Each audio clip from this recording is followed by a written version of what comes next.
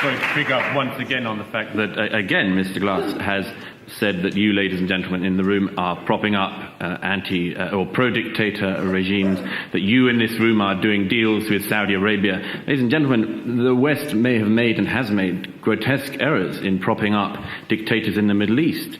But we also manage not to prop them up. We've also, if you like, we have the antidote to poisons within us. Can that be said of other societies to the same extent? And please note Mr. Dalrymple's use of the word we.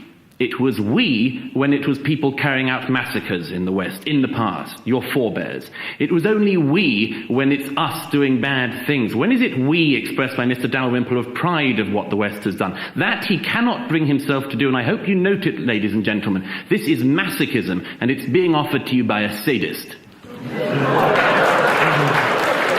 Right.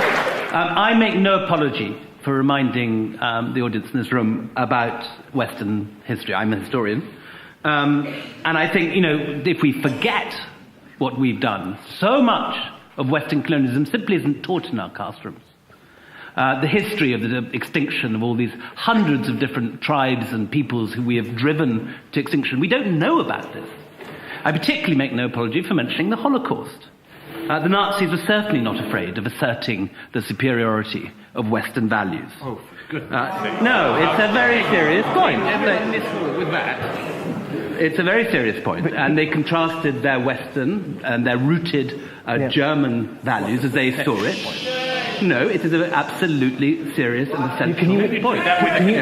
Sorry, please I'll ask everybody else to stay seated so you get more talking time that way. Unless you actually want to. I'm happy sitting. Very good. Okay. Mr. Dalrymple did, however, just make an allusion there. He talked about the West's virtues. He talked about it being rich and productive. He did not focus, for instance, or even mention the fact that it is also free. I think this matters, ladies and gentlemen. He was counting the amount of money you make, not the virtues of your life or the values of your systems or the rights that you enjoy.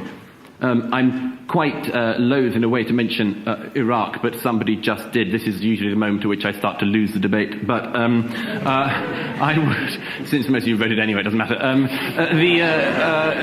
Iraq would indeed be a much better place if the parties of God were not killing our secular friends and allies there. And I think it's a grotesque thing to hold the West and Western values and liberty and freedom and democracy and the rule of law, blame them for religious fundamentalists blowing up our secular allies. And I hope you noticed that, ladies and gentlemen.